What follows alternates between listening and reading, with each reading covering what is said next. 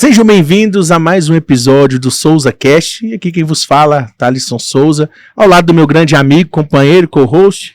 Fala o inglês bonito, né? Não, tá ficando elegante. Seja bem-vindo, meu parceiro. Tudo bom junto, com você? Meu irmão, tamo junto. Bacana, Mais tá famoso, né? Agora, semanalmente no YouTube, Vou conversando começar, com advogados de sucesso, né? começar a acreditar nessa fala sua aí, viu? Estão deixando a gente sonhar, Estão né? deixando a gente sonhar. Se eu chegar pertinho do Thales ali, eu já tô, né? Não, mas hoje a gente tem convidados aqui. Não, aí não- nível... muito maior. Não, os caras são bravos, né? E são maravilhosos, né? Sim. Meus mentores.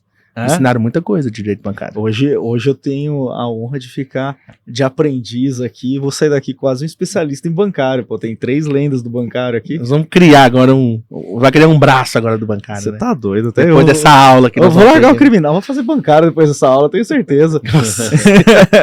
Bom, pessoal, antes de apresentar nossos convidados super especiais de hoje, queria fazer o convite para você se inscrever no nosso canal no YouTube, compartilhar para que mais pessoas recebam essa mensagem que a gente quer trazer aqui no SouzaCast e, logicamente, seguir a gente no Instagram. SouzaCast Oficial, o nosso Instagram oficial do podcast, Thalisson Souza, Escritório Souza Advogados e também do meu amigo André. Qual que é o seu Instagram? @André Marque Campos. Eu Deve ainda tá em não algum decorei lugar. esse Instagram. Pô, mas acho que é o 7º que nós estamos falando. 7º João. episódio. Ah, tá, calma, no 8º, No 8º acho que dá. acho que vai. Fechou? Valeu.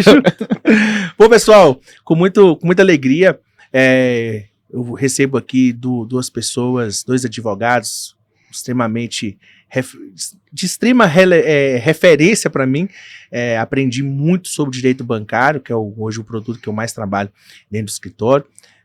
São mentores, são especializados e tem hoje se não for um dos 5 maiores escritórios do Espírito Santo, um dos grandes escritórios no Brasil, nichado, né? Eu acho que nichado é o maior do Espírito Santo, né? Acredito que sim. O nichado, o maior escritório do Espírito Santo e um dos maiores do Brasil. São as minhas referências, aprendi muito com eles e venho aprendendo também. Queria apresentar Daniel Sheida e Pedro Seixas. Sejam muito bem-vindos aqui ao SouzaCast. Uma honra. Obrigado, irmão. Obrigado. Fico feliz pelas palavras aí. Você que é uma referência. Vocês dois, na verdade, são uma referência pra gente aí. A gente tá aqui pra aprender, compartilhar um pouquinho daquilo que a gente sabe. E é isso. Tamo À junto. disposição. E aí, Pedrão? Uma honra estar aqui, né? Meu amigo Thalisson. E vamos compartilhar aí sobre direito bancário e empreendedorismo, né? Que nem só de direito vive a advocacia. É verdade. E os advogados esquecem disso. Vocês estão muito elegantes. Muito Obrigado, obrigado. Com muita alegria eu recebo vocês para A gente tinha Abrir que lá, conseguir, tá a gente tinha que conseguir chegar no mesmo nível que você, né? Não, E aí, eu tô assim, eu tô o mais simples aqui, todo Que mundo, isso. gravata, Pedro, uma finesse. Não, tá doido, vocês estão maravilhosos, viu? Pessoal, CSC, advocacia, né? Advogados, especializado em direito bancário. Realmente vocês, pelos ecossistemas que participamos juntos, o próprio Daniel que tem um próprio ecossistema que ajuda outros advogados que também a crescerem seus escritórios no direito bancário. E vocês não têm palavras, né, sobre o crescimento, a relevância que vocês têm dentro do mercado. E para nós também, que trilhamos, né, o caminho da luta contra os bancos, né. Daniel, para nossa audiência ainda que não conhece a CSC, conta um pouquinho para a gente da história. Beleza, bom, vou fazer as honras aqui, hein, Pedro. Olha, CSC Advogados é um escritório que surge, na verdade, em 2019, na época em que levava só o meu nome, né, Daniel Sheida, e o Guilherme e o Pedro, que hoje são os meus sócios, eles figuravam ali como estagiários porque estavam nos últimos períodos da faculdade. A partir de 2020, o CSC de fato surge, né? Então a gente constitui uma sociedade, eu trago aqueles estagiários até então, para que eles figurem como sócios de uma sociedade que dali para frente passou a se chamar CSC Advogados, ou para quem quer falar um trava-línguas, né? Sheida, Seixas e Kraus. Então a CSC hoje é um escritório que atua majoritariamente em demandas envolvendo bancos e financeiras, única e exclusivamente, praticamente apenas com esse tipo de demanda. A gente hoje tem uma atuação muito forte, principalmente em favor do empresariado, que também pode ter problemas com bancos, né? E também em casos de fraudes bancárias. Então são as duas frentes ali que o escritório mais trabalha hoje. A CSC Advogados é um escritório que tem sede física em Vitória, no Espírito Santo, que é uma cidade, embora seja uma capital, é uma cidade relativamente pequena, são apenas 400 mil habitantes. E hoje nós temos ciência que nós temos uma relevância a nível nacional na nossa área de atuação. Já são mais de 2.500 clientes que passaram pelo nosso escritório, mais de 2.000 avaliações 5 estrelas no Google. A gente hoje tem uma equipe com mais de 30 colaboradores. E é isso, a gente segue fazendo um trabalho muito sério, muito firme, entendendo que o direito bancário ele é muito mais do que um copia e cola, e que é necessário entregar um serviço de muita qualidade, de muita responsabilidade para os nossos clientes. Porque acredito que nesse mercado, embora a gente hoje tenha um número muito grande de advogados que trabalham com direito bancário, ainda que exista também, em contrapartida, um número muito grande de potenciais clientes, a gente entende que muitos advogados estão muito focados na questão da quantidade. Então, focam muitas vezes em ter um número excessivo e gigantesco de clientes, mas esquecem completamente da qualidade. E o nosso propósito é justamente o contrário, fazer com que a gente consiga, a gente gostaria e tenta ao máximo entregar um serviço de muita qualidade para que os nossos clientes tenham de fato resultado com aquilo que a gente se propõe a fazer, que é principalmente atuar em reduções de dívidas e também nos casos de pessoas que sofreram algum tipo de fraude ou foram vítimas de algum golpe financeiro. Então, resumidamente, acho que é isso. Faltou alguma coisa, Pedrão? Perfeitamente, é isso aí. Eu gosto de pensar o nosso trabalho, o trabalho da CSC, como reestruturação de dívidas. Eu acho que é isso que a gente faz. Não é direito bancário. Não, a gente não faz qualquer coisa contra banco. Não é qualquer coisa. Não é só entrar com um processo e tentar conseguir uma sentença. Não, não é esse o ponto. O que a CSC faz é pegar a sua dívida e reestruturar. E isso é um serviço muito mais complexo do que existe aí no mercado e que a grande massa da advocacia vende. Acho que esse foi o grande diferencial que permitiu a CSC a ter esses resultados e esse crescimento exponencial que a gente teve, né? Que é justamente isso, pensar no cliente não como simplesmente um processo que eu vou entrar, mas de uma forma assim, qual que é a solução que a gente consegue entregar, né?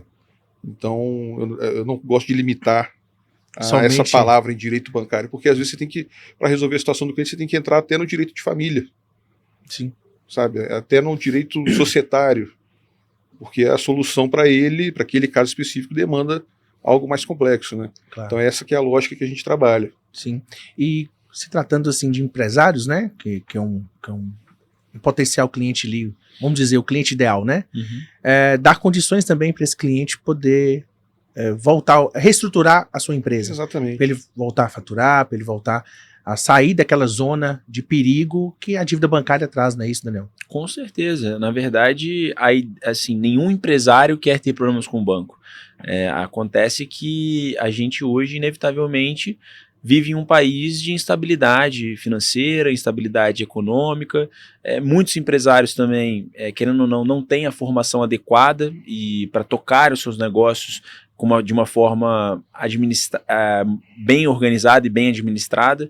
Então, acaba que problemas com os bancos sempre vão existir, sejam pessoas físicas, pessoas jurídicas.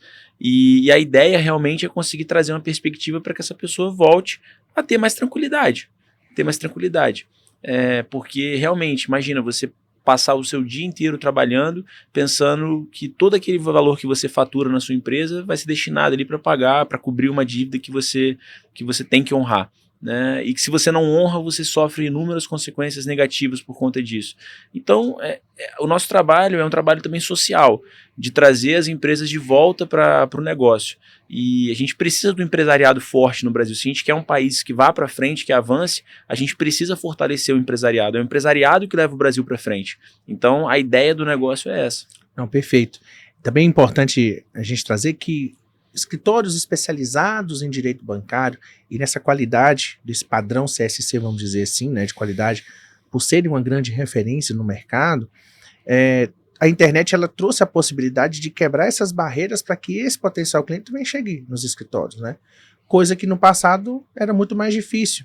Então, a internet ela possibilitou essa facilitação, além do conhecimento, de vocês conseguirem transmitir a possibilidade de, opa, peraí, você é uma empresa, você tá com problema, mas calma, Existe um método aqui de reestruturação e isso fez com que potenciais clientes de todo o Brasil cheguem até vocês, né? Como que vocês veem essa questão do digital? Nós que somos advogados empreendedores, né? Como que isso transformou o negócio de vocês, assim como transformou também na Souza, né? Bom, acredito que a grande questão é quais são as oportunidades que nós temos quando a gente se limita a trabalhar apenas naquela região em que a gente fisicamente está, né? Quando a gente para pensar, por exemplo, na sua cidade, né, que é um exemplo ainda mais forte do que o da minha, a gente tem oportunidades extremamente limitadas, são oportunidades finitas. Agora, quando a gente está falando de um trabalho que pode ser realizado de qualquer lugar do Brasil, para qualquer pessoa, independentemente de onde ela esteja, aí sim a gente vislumbra um mar muito maior de possibilidades. Eu penso assim, Thalisson, que a grande questão é que o digital, ele permitiu e ele ainda permite, não sei o que você e o André pensam, Pedro acho que vai concordar comigo, mas ele permitiu e ainda permite que escritórios que não seriam nada, ou que seriam muito pequenos, ou que demorariam muito tempo para conseguir ter um grande poder, ou crescer exponencialmente, ele viabilizou que esses escritórios estivessem num pelotão de frente ali da advocacia em pouco tempo, porque o diferencial dos advogados que se formam hoje, eu até estava dando uma aula magna para os alunos da Universidade Federal do Espírito Santo, os calouros da Universidade Federal do Espírito Santo, eu falei, olha, o grande diferencial que vocês têm em relação aos demais advogados que já estão no mercado há 10, 20, 30 anos, é que o celular de vocês é uma continuidade da mão de vocês, do corpo de vocês.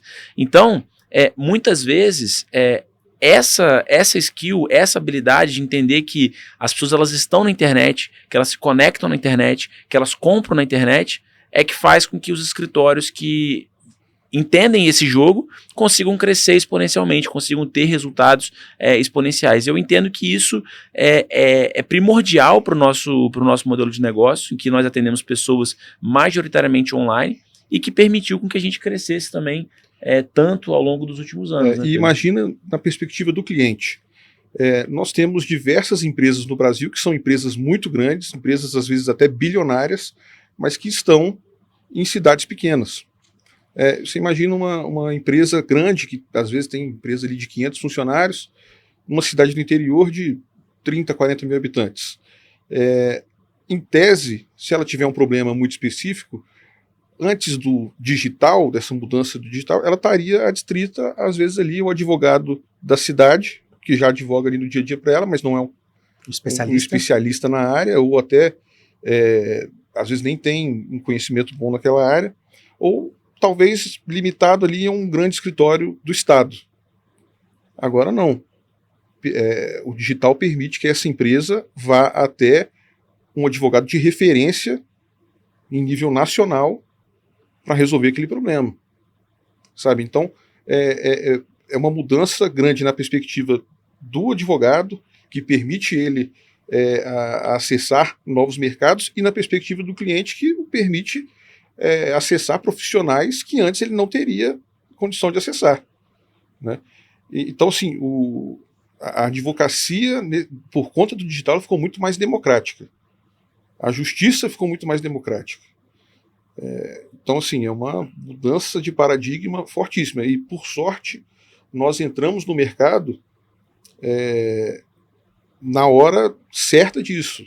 Por mais que a pandemia foi algo horrível para todo mundo, mas ela trouxe essa mudança de chave ali, que a advocacia teve que se virar, e os empresários também, de forma geral, tiveram que migrar de forma muito mais rápida para o digital. É um movimento que já estava acontecendo. Mas acelerou, né?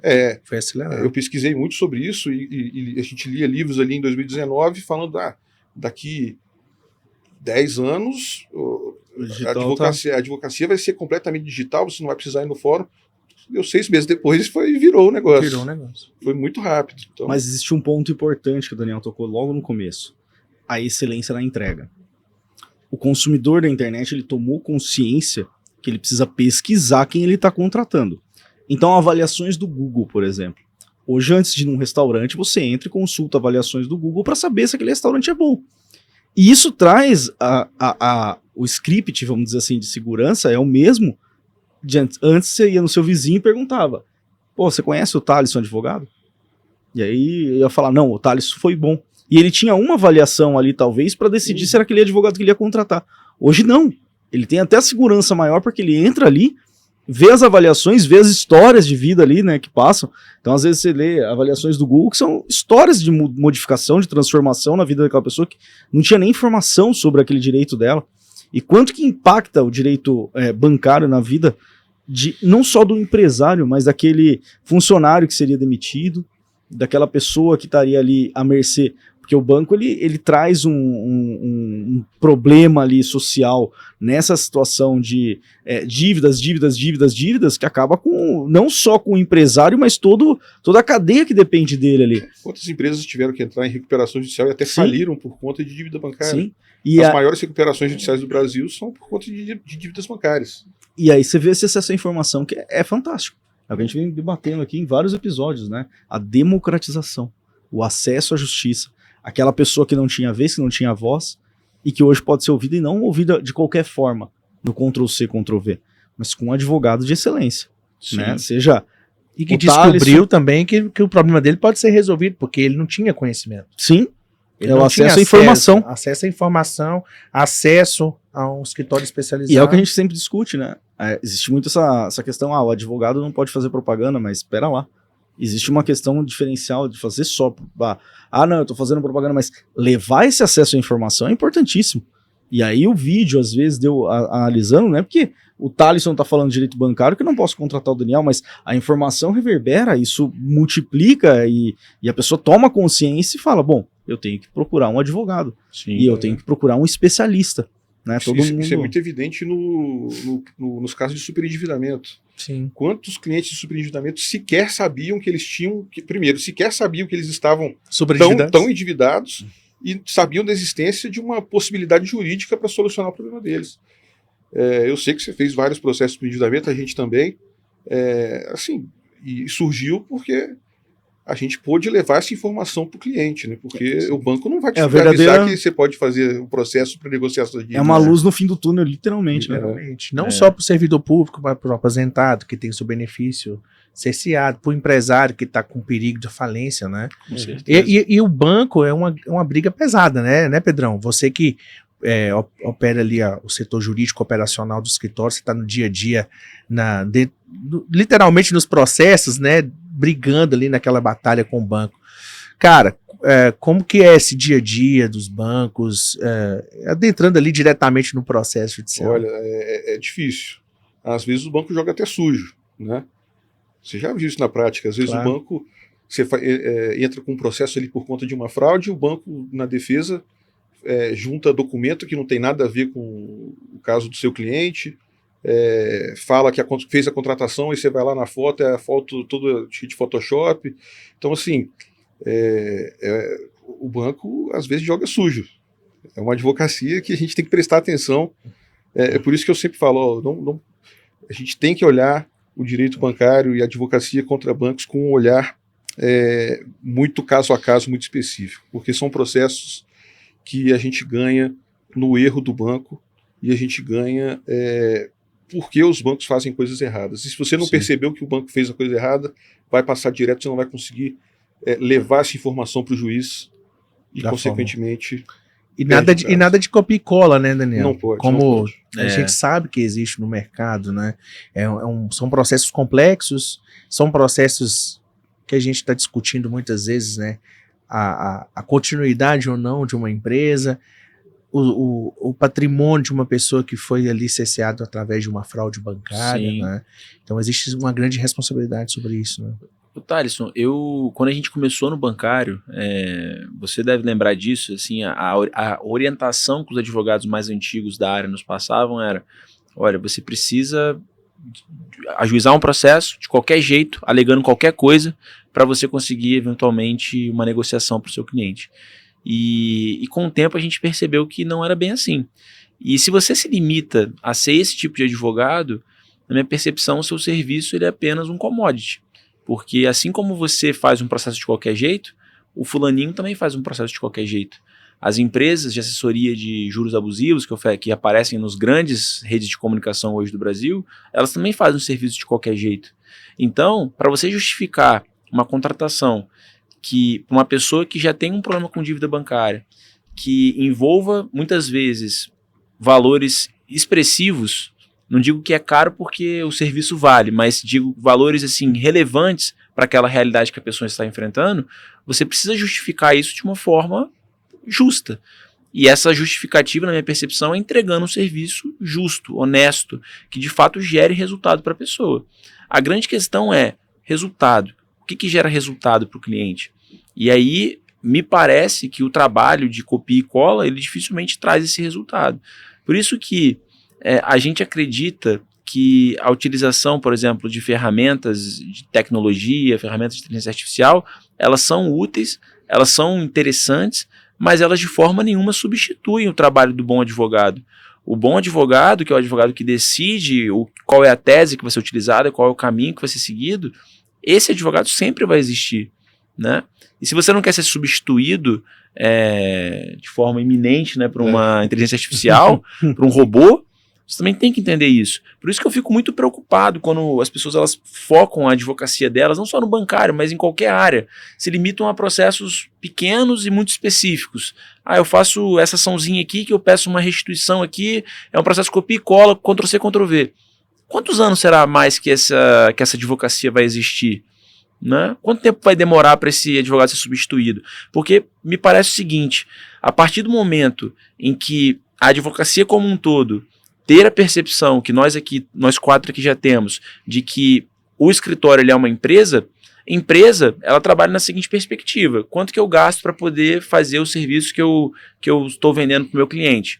Então, se eu consigo uma inteligência artificial que faz o mesmo trabalho que hoje 20, 30 advogados fazem naquele copia e cola, bom, eu consigo fazer com uma margem muito menor do que esses advogados estão cobrando. Exatamente. Então, se ele está cobrando 30, eu posso cobrar 5, porque eu faço com um clique. Então, você vai perdendo cada vez mais margem, perdendo cada vez mais espaço. Então, me parece que é muito importante que os advogados eles entendam que o papel do advogado é esse, entender o caso específico daquele cliente e trazer uma solução específica para aquela dor que está sendo enfrentada naquele momento. Eu vou mais além ainda. Eu acho que esse tipo de serviço que é substituível por esse tipo de inteligência artificial, eu acho que ele sequer vai existir. Porque, imagina, não é só a gente que vai utilizar a inteligência artificial.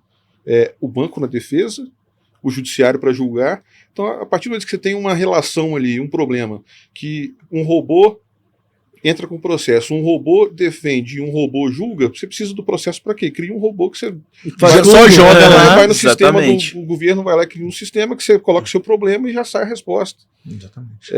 Agora, quem contesta aquilo? Sabe, entende? Então, acho que esses tipos de problema facilmente resolvíveis, que tem em diversos ramos do direito, diversos ramos, não só no bancário, tem no previdenciário, enfim, consumidor em geral, eu acho que isso, a gente não pode se limitar a isso porque isso é muito fácil do governo resolver, se quisesse, sabe? É só, faz uma plataforma com uma inteligência artificial, um negócio que acabou. Vai lá, joga a historinha que automaticamente ele vai lá e julga. É isso. Imagina, então a gente não pode se limitar a isso. E quem está pensando em jogar esse jogo aí no longo prazo, eu acredito que não vai existir em 12, 15 anos, não vai ter mais essa advocacia. Sim. Vai ter esses problemas pequenos. E talvez aconteça igual você falou, né? Que o pessoal falava daqui a 10 anos não vai ter mais fórum e daqui a ano que vem já não tem mais esse tipo de demanda. Exatamente. Né? Porque essas demandas, como o Pedro falou, assim, menores e pequenas, cara, elas acontecem porque teve um humano ali que de certa forma errou. Por exemplo, foi um humano que não concedeu o BPC para a pessoa porque entendeu que a pessoa não tinha os requisitos ali para poder ter o BPC. Beleza, mas a partir do momento que tiver um robô, talvez, que faça avaliação de todos os lados, não precise mais, não vai precisar mais, né? Tô dando um exemplo, não sei especificamente as especificidades do BPC, como que funciona, mas assim, só para trazer uma perspectiva, assim, do que a gente tá falando. Não, eu entendo. Eu tô lendo um livro chamado Inteligência Emocional para Vendedores. E lá, logo no capítulo 2, ele fala muito sobre que vão existir 2 tipos de pessoas na questão empresarial, né? As que vão dar comandos aos robôs e os que vão receber comandos dos robôs. Então eu entendi a perspectiva de que a advocacia, beleza, ela vai existir, mas para aqueles, e vão sobreviver àqueles que resolvem casos complexos. O copia e cola. É isso. Eu acho que o único nicho, me arrisco a dizer, e se eu tiver uma opinião diversa, mas o único nicho que não se adequou à questão do digital 100% foi o tribunal do júri. Sim. Aí não tem como colocar um É o robô. único. Não tem como substituir o trabalho que você faz, por exemplo. Não, é e não só impossível. isso, a questão do julgamento, né, do réu, por exemplo, estar no presídio, né, então tem essa discussão até hoje, porque existe a questão do tete-a-tete, do jurado analisar ali a pessoa que está sendo julgada, ser juízes leigos, tá, se utiliza isso, sim, mas não em grande escala, né, existe uma grande barreira nesse ponto da pessoa ter que ser levada ao tribunal. Porém, uma situação que eu defendia no começo da pandemia, eu falava, não, direito penal, o juiz tem que ter o tete-a-tete ali com o réu. Hoje eu falo, imagina, muito melhor, o juiz tem que prestar muito mais atenção, porque estava fazendo audiência, o juiz estava olhando pro teto lá, escutando o réu, que não estava nem aí. Agora não, é filmado. Se ele ficar olhando pro teto e ele não prestar atenção no réu, você anula o processo. Então ele precisa olhar. Só que aí vem muito essa questão do robô, até onde interessa aqueles que recebem pelo trabalho intelectual também no lado do judiciário. Vou dar um exemplo. Eles não querem um acesso à justiça tão fácil assim. Sustentação oral, tribunal. Sustentação oral no tribunal, veio a pandemia, tudo virou virtual. Todas as sustentações orais. E aí você pegava a pauta, porque o advogado se inscreveu, ele tem direito à fala. 15 minutos. E aí você pegava a pauta de julgamento, São Paulo, abarrotada. Então você tinha 30, 40 sustentações orais em um dia. E lógico que não dava certo, extrapolava, ia para a próxima, aquilo foi acumulando. Voltou a pandemia, a primeira coisa que o tribunal baixou a norma, acabou a sustentação oral virtual. Tudo presencial. Por quê? Ele limita aquela pessoa que está no final do estado lá, que vai demorar 5, 6 horas para ir fazer uma sustentação oral, a fazer a sustentação. Então não é interessante para o judiciário também massificar muito, entendeu? Então eu acho que ainda existe essa questão que vai encontrar uma barreira muito nessa questão de artificialização dentro do Poder Judiciário, mas existem ferramentas, como recurso especial extraordinário, a gente estava conversando, a admissibilidade desses recursos, né? É feito por robô. É feito por robô. Eu escrevi um livro sobre isso, que foi resultado da minha pesquisa de mestrado, que é o uso de inteligência artificial em decisões judiciais. Foi publicado pela editora Dialética. Esse livro foi escrito antes dessa evolução, porque não tem como acompanhar. Sim. Não tem como acompanhar a velocidade da revolução tecnológica que a gente está vivendo. Simplesmente do espaço onde eu terminei o livro até ele ser publicado e ir para a loja, já é outra coisa. Mas a gente tem que entender que essa inteligência artificial, qualquer inteligência artificial, ela tem que ser usada como ferramenta. Ela não pode ser para esses casos complexos, né, por exemplo, de STJ e STF, ela não pode ser quem julga. Sim. O problema é que é muito fácil hoje em dia o juiz pegar o processo, PDF, jogar no chat GPT e falar, me dá a decisão desse processo aí. Olha o perigo que a gente tem. Você não viu recentemente que teve um caso que ficou famoso de um juiz que saiu o prompt dele no processo, né? Me deu uma sentença com base no que o base no MP falou, mas seja muito... Mude as palavras. Mude as palavras. Seja detalhista. Exatamente, né? Então, assim, tá todo mundo usando IA, né? Tá todo mundo, de todos os lados, não é só nós. Né, não, e o Pedrão acho que pode falar muito melhor do que eu nesse sentido, que você pega essa situação dos... recursos especiais extraordinários, as decisões, elas são padrão. Sim. Então eu sei que, por exemplo, né, muda, acho que a cada 2 anos muda presidente de tribunal. Uhum. Você conhece a decisão do presidente, todo recurso especial que você entrar vai ser igualzinho. E aí tentaram burlar, até comentei, né, acho que um outro episódio, eu não lembro, sobre a situação de que não, saiu uma ideia de que se você pegasse a petição, imprimisse, assinasse fisicamente e digitalizasse ela, a inteligência não conseguiria ler a informação, então você burlaria, por exemplo, o Súmula 7, alguma situação assim. Não durou nada, né? É lógico que, né, já alteraram lá, falaram, pô, vai ler também. Então a jurisprudência defensiva, né, ela vem, na verdade, para barrar o acesso ao judiciário, para barrar toda a situação, e aí ela se torna totalmente prejudicial. Isso é uma crise de justiça que a gente tem no Brasil, né? O Brasil é um país que tem maior número de advogados do mundo. Nós temos somente o Brasil tem mais escolas, tem mais faculdades de direito que o resto do mundo inteiro combinado. E nossos problemas, eles não são resolvidos, ninguém resolve nada se você não levar para a justiça. E quando qualquer coisa. E quando você leva para a justiça, a solução, às vezes, mesmo assim, ela é uma solução muito que muitas vezes não resolve. Sim. Vou dar um exemplo para vocês. Os Estados Unidos é um país que tem muito mais voos, muito mais tráfego aéreo que o Brasil. Lá, cada processo judicial ele representa 1.300.000 passageiros. Ou seja, 1.300.000 pessoas tiveram que viajar para surgir um processo judicial envolvendo companhia aérea. Sabe quanto que é esse número aqui no Brasil? 230. Então, a cada 230 passageiros, assim, passagens, né, emissões existe um processo. Existe um processo judicial. Ou seja, cada avião tem um processo judicial. Porque cada avião carrega ali 200 pessoas, você tem um voo, você tem um processo. Então, assim, é muito processo.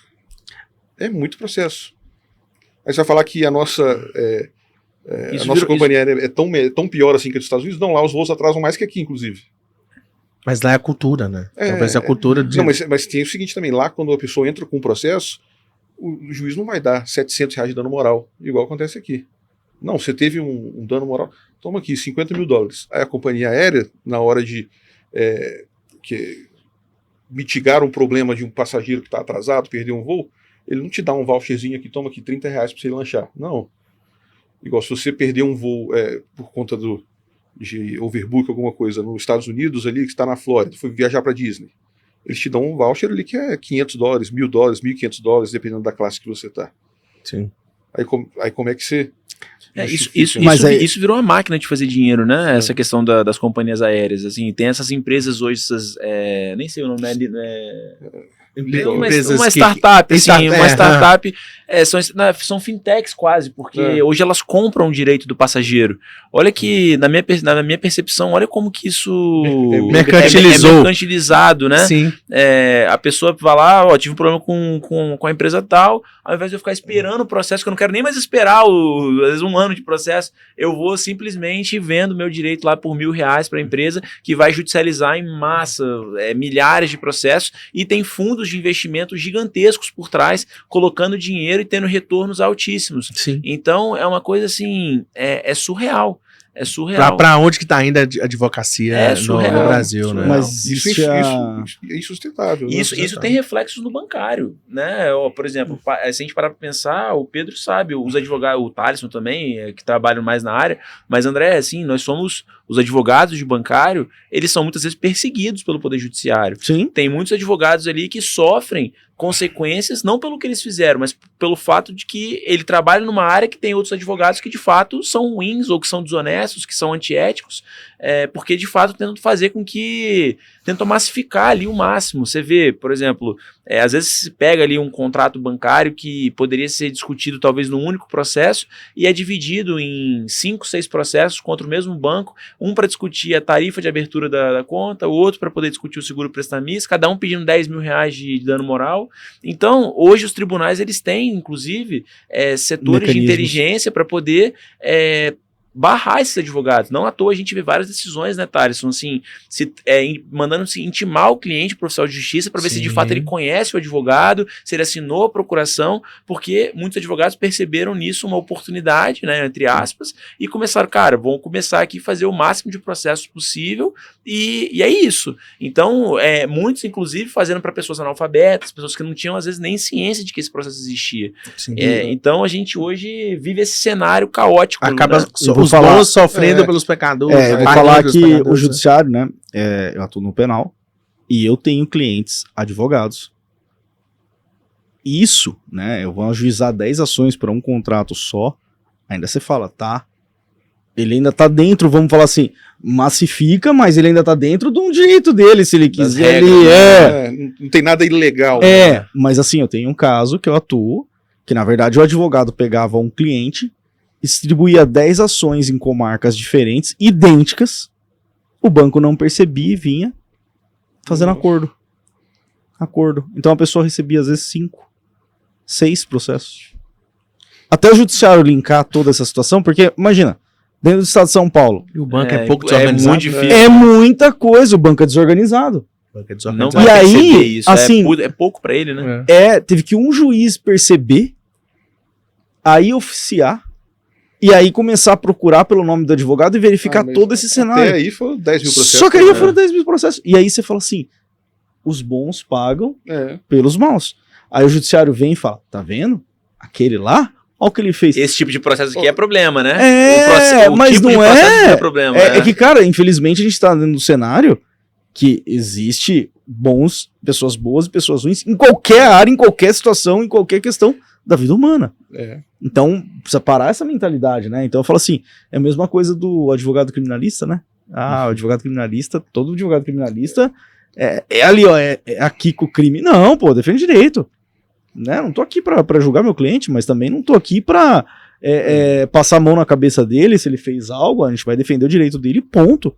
Só que aí essa questão do bancário veio muito, né? O lobby também, acho que dos bancos também, no sentido de vamos barrar esses caras que são referência, porque se eu bater no grande, o pequeno fica com medo, não começa também. E não é só o Poder Judiciário que persegue, né? Os próprios bancos também. Quantas vezes existe eu mesmo já recebi, colegas, notificações, né, ameaçadoras de instituições bancárias, algumas aí figurinhas carimbadas. Já chegou a receber também, Daniel? Olha, notificação assim não, né, Pedro? Acho que a gente nunca teve uma notificação extrajudicial, a gente nunca chegou a ter. A gente já teve... Já tivemos um processo, né? Mas foi um processo assim, super besta.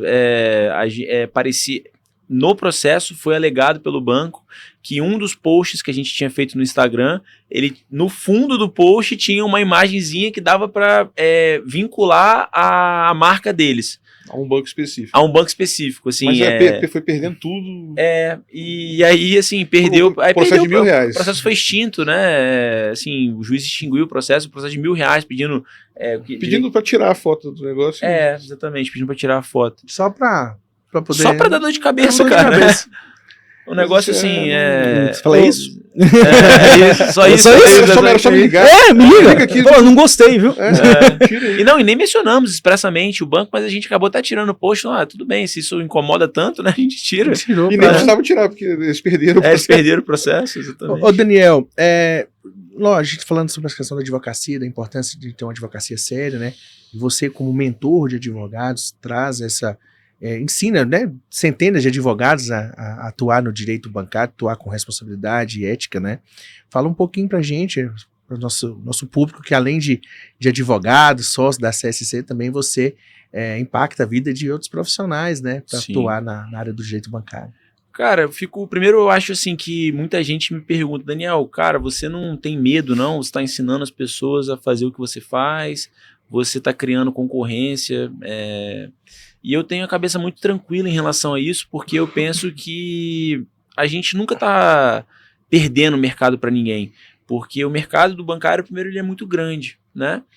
E às vezes uma pessoa ela se conecta comigo e ela faz contrato comigo e ela não fecharia porque ela não se conectou. Outra pessoa não fecharia porque não se conectou, mas ela se conecta com você. Então é assim a vida, né? Assim como tem vários cursos, várias mentorias, tem pessoas que se identificam com uma pessoa, tem outras que se identificam com outra, é assim que funciona na advocacia. A advocacia é uma profissão de confiança, né? Você tem confiança no seu advogado. E às vezes se você não se conecta, não tem aquela confiança, que é natural, às vezes pode não acontecer, aquela pessoa não vai ser seu cliente, independentemente do que você faça, se seja só você no mercado ou não.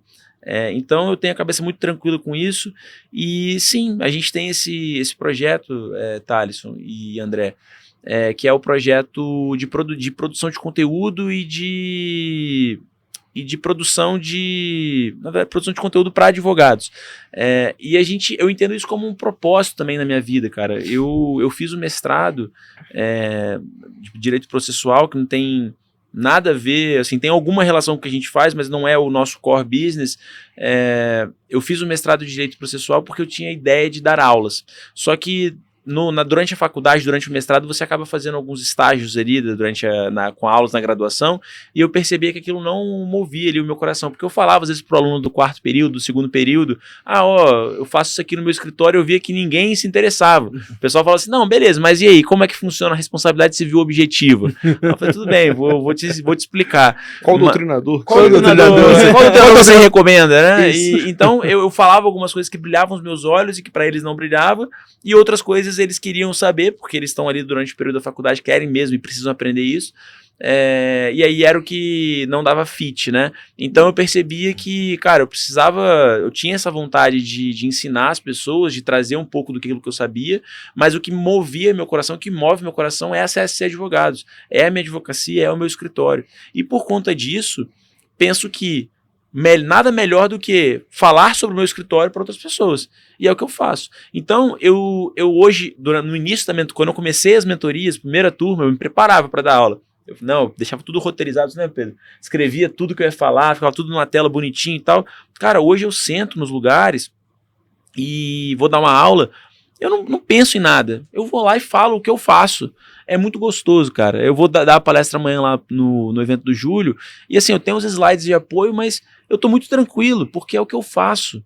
Eu não tenho que inventar nada, eu não tenho que falar nada de diferente, eu não tenho que me preparar. É o dia a dia, né? Que é o que eu gosto de fazer. Você tá contando a verdade, né? É o que eu gosto de verdade. fazer, exatamente. Então, eu falo para as pessoas sobre uma das coisas sobre a coisa que é a minha maior paixão profissional, que é o meu escritório. Então, assim, eu tenho muita paixão, muito tesão pelo que eu faço, e eu falo para outros advogados sobre isso. Então, é muito legal, é muito bacana. Assim, e o tanto que isso consegue mudar a vida das pessoas, e a gente enxerga isso. Às vezes você fala, putz, o cara entrou no curso, aí assistiu as aulas, aprendeu o negócio, daqui a pouquinho você vê, o cara já tá trocando de carro, tá comprando a casa, tá casando. Caramba, aí você vê que as pessoas, o impacto direto do que a gente ensina e muda a vida da pessoa. Sabe? O que a gente tá falando desde cedo, né? Propósito Propósito dentro do escritório, para impactar a vida dos clientes, trabalhar com responsabilidade, com cautela, sem copia e cola, para realmente reestruturar, né, Pedro, como você mesmo disse, as dívidas dos clientes, e impactar também a vida dos advogados, como já impactou a minha também, né? A gente tá junto aí já tem um certo tempo fazendo as mentorias e aprendendo realmente a advogar no direito bancário. E sobre inovação, hoje no escritório, quem fica mais antenado às inovações, a gente conversou sobre inteligência artificial, né? Como que vocês têm visto essa evolução hoje, né? Da tecnologia, trazer isso para o nosso business? Uhum. Olha, eu percebo que para a gente conseguir crescer, a gente precisa sempre estar em busca de coisas diferentes. Então, hoje, o Pedro é uma pessoa, por exemplo, que lê muito, né? Lê muito conteúdo também que não é em português, então ele tem já noção de coisas que estão sendo aplicadas fora do Brasil. Eu participo de grupos de empresários, de pessoas que trabalham com, às vezes, serviços que não são advocacia, mas são serviços, né? No digital. Então eu participo de grupos com pessoas que compartilham várias estratégias, várias ideias, e isso me faz crescer. Então hoje eu busco referências fora da advocacia, porque eu falo assim, cara, quem na advocacia está fazendo uma coisa que eu quero fazer? Né, que já não faz alguma coisa que eu faço, não é, nossa, Daniel, você faz tudo, então você é o maior, não é isso, mas é porque os advogados, via de regra, eles estão ali dentro do mesmo grupo de advogados, compartilhando o mesmo conhecimento entre advogados, e eu tô tentando sair dessa bolha, furar essa bolha, buscar coisas fora, porque tudo que a gente faz hoje, por exemplo, vou dar um exemplo para vocês, a gente fala muito sobre uma utilização de estratégias dentro do nosso setor de negócios, que você qualifica a pessoa, e aí depois você entra ali com uma reunião, uma equipe de fechamento de contrato. Cara, isso não é uma coisa que um escritório de advocacia tradicional faz. Isso é uma coisa que você pega, às vezes, como referência de quem vende uma consultoria online, que está fazendo uma mentoria online de alto valor, Sim. e aí você pega essas referências do mercado. E várias coisas do nosso escritório são assim, várias das estratégias que a gente utiliza no nosso marketing, no nosso comercial, que a gente pode, inclusive, aproveitar no nosso jurídico de alguma forma, elas servem para isso. Um outro exemplo, assim, para poder finalizar essa fala. Hoje a gente tem trazido duas perspectivas importantes dentro do nosso escritório como fonte de prospecção de clientes. Primeiro programa de indicação. Bom, programa de indicação é assim que a advocacia tradicional sempre fez, né? Não estou falando para você pagar pelo cliente, não, mas é porque às vezes você pode pedir para o seu cliente uma indicação. Né?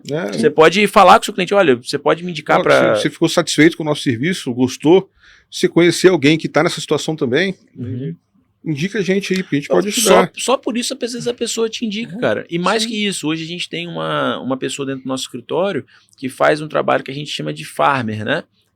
Que é o seguinte, cara, eu vou continuar colhendo frutos de quem já está na minha base. Nada mais fácil para mim do que fechar um novo contrato com quem já está dentro do meu escritório. É muito mais fácil fazer isso do que eu, uma pessoa do zero, que não me conhece, que não sabe se eu sou um golpista ou não, contratar. Então, hoje a gente tem uma atenção dedicada, uma pessoa dedicada para olhar dentro do nosso portfólio, da nossa carteira de clientes, quem são os clientes que a gente pode, cara, vamos sentar aqui e fazer uma reunião? Beleza, me conta aí um pouco sobre o seu negócio. E o cara vai falar. E identificar oportunidades, às vezes fora do bancário mesmo, para falar, olha, a gente também consegue te ajudar com isso, a solução seria essa. Vocês têm feito o empresarial, trazem exatamente. Soluções, algumas questões societárias, por vezes até tributárias. Sim. Às vezes o empresário está com algum problema de família, que se for dentro da nossa alçada a gente pega. Então assim, só que para fazer esse tipo de prospecção, você tem que partir do básico, que é o quê? Ele tem que estar satisfeito com o seu trabalho. É isso. E você parte do quê? Não posso fazer aquele trabalho de copia e cola. Sim, exatamente. Sim. E cara, se ele não está satisfeito, ele não volta. Exatamente. Não, o Pedro está perfeitamente correto. Na verdade, só complementando aqui, a gente não quer se limitar a ser um escritório que se perpetue no tempo como sendo um escritório apenas de direito bancário.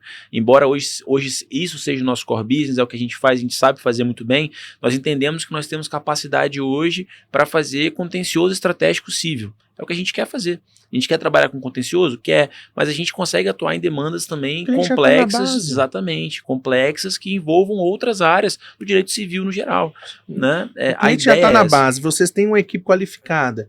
O empresário, o bancário é só mais um dos problemas dele, que ele vai continuar tendo problemas. Tributário, societário, trabalhistas, demais, né? Criminal. Também. Não, mas sim, claro. Às vezes sim, Tô claro. brincando, mas Você tem uma base ali de 2.000 novas oportunidades de vender para o mesmo cliente. E Sim. ter um LTV. E essa questão mas acho que tudo passa pelo resultado. Sim. Então eu falo assim, vender na internet é uma coisa, entregar na internet é completamente diferente.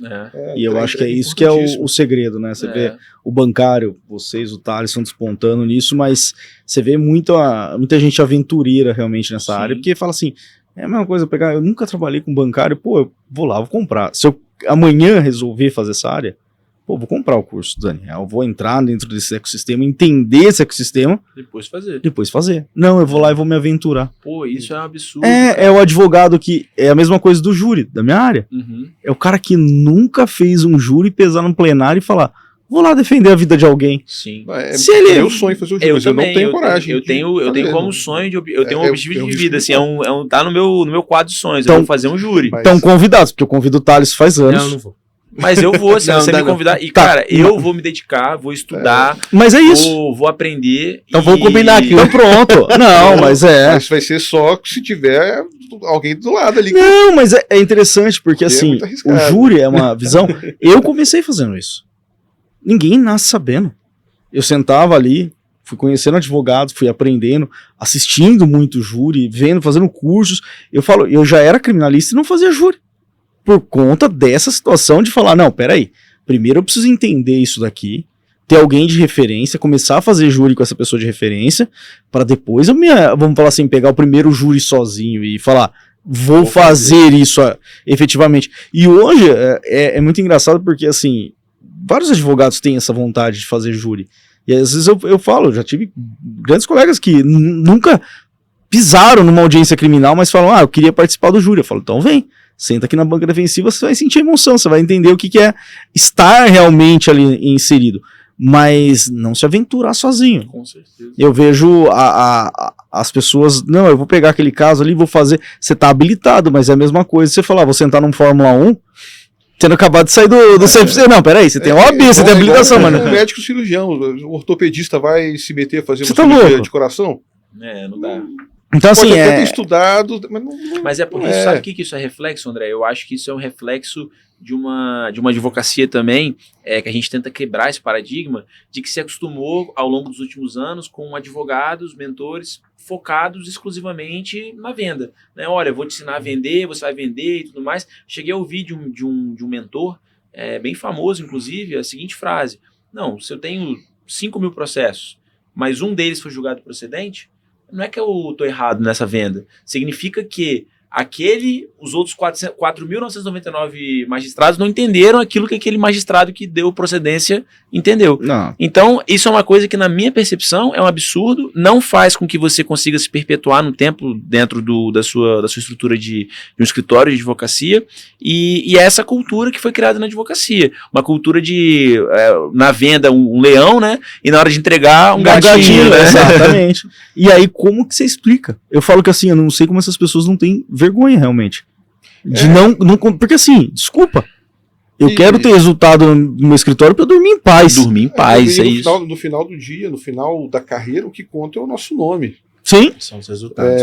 Imagina, você pode fazer um monte de processo, ganhar dinheiro pra caramba durante um ano, mas a carreira não é um ano, não é 2. A gente vai ter 40 anos de carreira. Eu quero ter relevância na minha profissão quando eu tiver 65, 70 anos de idade. Como é que eu vou fazer isso? Assim, Errando. sabe, fazendo coisas que não vão deixar os meus clientes satisfeitos. Meu nome vai para o lixo. É o meu legado. O que a gente tem, no final das contas, aqui é o nome, nosso nome é o nome da CSC Advogados. Porque dinheiro vem e vai, né? E quanto capital seu, de tempo, de tudo, você investiu para chegar nesse ponto de ser uma referência. Agora, para se destruir também. Um produto lançado errado. É isso. Né? Então, por exemplo, eu faço bancário e eu vou fazer um contencioso cível. Ok, tá dentro do mesmo nicho, tá dentro da mesma situação. Se eu for pular para um nicho completamente diferente, Não dá. não dá. É por isso que eu falo, ó, a gente pega qualquer coisa, digamos assim, que eu achar que está dentro da competência do escritório. Porque eu tenho advogados no escritório que são especialistas em direito tributário, eu tenho um advogado que é especialista em direito internacional, tenho um advogado especialista em direito de família. Ontem chegou para a gente uma consulta, uma cliente queria saber se a gente teria condição de auxiliar um empresário numa questão de imigração de refugiados. Ele é um empresário libanês, ele mora no Brasil, fala português, tem uma empresa aqui, só que ele tem parentes no Líbano que estão sofrendo com a guerra. E ele quer trazê-los com visto de imigrantes, ou de refugiado ou de trabalho. Aí eu fui nessa advogada nossa ali que tem especialização em direito internacional, falei, ó, a gente consegue fazer isso? Ela falou, olha, consegue, mas é bem complicado. Já não me passou confiança de que eu vou pegar essa causa. Entende? E faz muito... Se você não tem... Vamos indicar para alguém especialista. Isso, é esse o ponto. Se você não tem alguém dentro da sua base ali que consiga resolver aquele problema, eu prefiro 1000 vezes indicar para alguém que tenha essa capacidade. E aí nós temos parceria há anos, né, nesse sentido. Tipo, vem alguém de bancário, cara, eu nem me arrisco a dar, mas nem palpite. Pera aí, eu tenho o cara que é referência, top.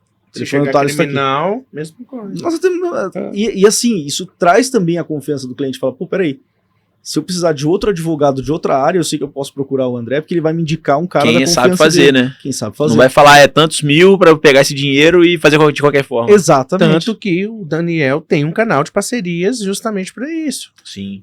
Pra quê? Porque o direito bancário não é um direito copia e cola. Exatamente. É um trabalho complexo de reestruturação financeira de empresas. Sim. E a visão empreendedora viu a oportunidade de quê?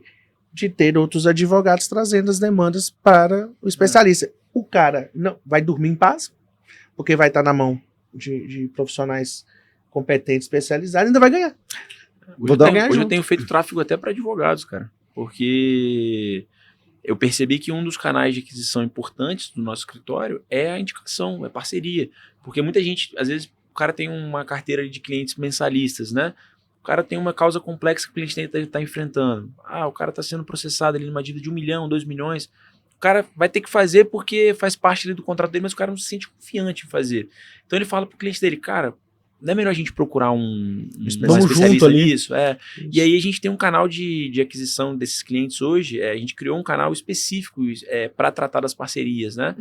Para a gente conseguir ser mais ágil nas respostas, porque estava dependendo muito de mim. Então os advogados vinham no meu Instagram e falavam, Daniel, tem um caso para a gente, você top fazer parceria? E aí às vezes eu não vejo no Instagram, porque eu tenho muita mensagem lá, não vejo no WhatsApp, então fica complicado. Então a gente criou um canal só para isso. E agora a ideia é investir cada vez mais em fontes de divulgação desse canal que a gente tem hoje de indicação, porque é bom para as duas partes. É bom para mim porque eu consigo um cliente novo, eu venho muitas vezes chancelado por esse advogado, então o fechamento é muito mais fácil. E é bom para o advogado porque ele não fica com naquela situação de que ele tem que atuar num processo que ele não tem competência para poder fazer, e ao mesmo tempo ele recebe por isso. Então é uma coisa... Todo mundo ganha. O cliente ganha, todo mundo ganha. Todo mundo ganha. Exatamente. Bom, pessoal, a gente está chegando aqui ao final. Agradecer vocês pela participação, mas vamos encerrar da melhor forma possível, né? Vou fazer diferente dessa vez, como tem dois.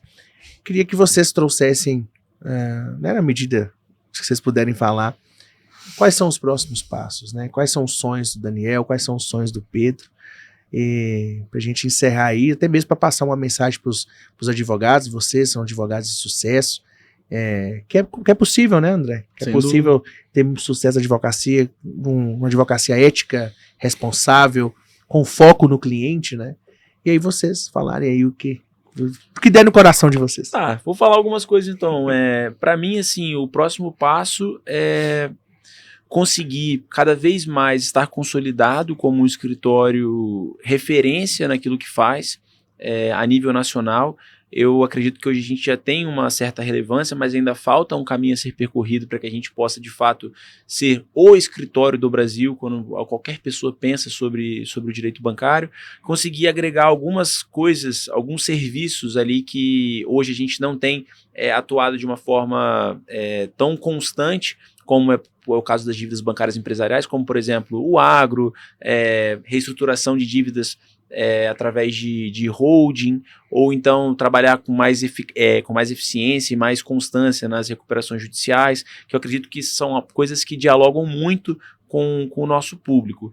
Na parte da infoprodução também, que eu não podia deixar de falar, a gente pretende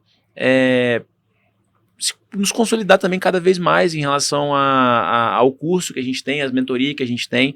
Eu quero trazer cada vez mais advogados para o segundo passo, né, que a gente tem um grupo específico, que é o nosso Mastermind, para advogados que faturam mais de 100 mil reais por mês. Então, quanto mais advogados para mim estiverem nesse grupo, melhor, porque é uma satisfação pessoal, eu saber que eu estou mudando, nós estamos mudando a vida de pessoas. E no lado pessoal, para 2025 é conseguir fazer um Ironman. Isso aí, vai conseguir, porque tá treinando todo dia, né? Assim, os objetivos do Daniel são os meus objetivos, tirando a parte do Ironman. A gente estava conversando aqui antes do negócio, falei que eu prefiro cair de moto do que pensar em fazer um negócio desse. Quantos metros de nado e corrida e bicicleta? Não se mede metro, não. Quilômetro. São 4 quilômetros nadando, né, 180 pedalando e 42 correndo. Já cansei só dele falar. Não, mas você pode fazer, o que eu quero fazer no ano que vem é o que se chama 70.3, né, que é metade. Aí metade de tudo isso. Então é mais tranquilo. Agora de vantagem, né? Agora tá. 42 km correndo, já não dá uma preguiça de ir de carro. Não, cara, e esses 2 quilômetros nadando aí já é terrível. Não, ontem lá brincando na piscina um pouquinho, já com as crianças já deu uma cansada. É no mar, né? É no mar. Então, outra correnteza. E aí, Pedrão, e você? Não, mas o objetivo é continuar o bom trabalho que a gente está fazendo na CSC e levar isso cada vez a novos patamares, né? E se consolidando no mercado como referência, que o nosso curso consiga formar mais profissionais e profissionais melhores, porque melhorando o mercado da advocacia bancária eu acho que todo mundo ganha. Imagina, se eu não tiver que disputar clientes com esses advogados que fazem essas maluquices que a gente estava conversando, né, de entrar com 20 processos para o mesmo negócio, se eu não tiver que disputar com isso, sabe, acho que todo mundo ganha, a gente ganha, o cliente ganha, a justiça ganha, o país como um todo ganha. Então, a gente consolidar a CSC e consolidar o curso, esses aí são meus objetivos de vida. E o céu é o limite. Isso é o limite. E é isso. Amém. Obrigado Tamo pela junto. presença, Obrigado. por vocês terem abrilhantado aqui o nosso SouzaCast, não é isso? Hoje... Esse cara é brabo, né? Não, os caras... Recebi uma aula aqui de bancário mas que, eu olha, também, vou eu levar também bastante. além do bancário, né? Uma Além, aula além do máximo. além vai muito além da advocacia, realmente, né? É isso Se aí. conectar com esses profissionais Obrigado, Valeu. viu? Tamo junto, cara. Valeu, irmão. Valeu, irmão, mais Tamo- um, hein? Mais um, é nóis. Já tô Valeu. em casa já agora. Agora você já acostumou? Já essa tô, nossa- agora eu sou funcionário do SouzaCast. Cabe uma Contratado. RT aí, hein? Então, vamos lá, vou precisar da ajuda dos Deixa eu- advogados aí. Pessoal, muito obrigado por acompanharem mais um episódio no SouzaCast, hoje com Pedro Seixas, Daniel Sheida. Faltou só o Guilherme Kraus, né? Faltou. Valeu, Guilherme, um abraço pra você aí, parabéns, tá no shape, rapaz, tô chegando lá, viu? Pode ficar tranquilo. Pessoal, siga nossas redes sociais, se inscreva no nosso canal e tamo junto, até a próxima.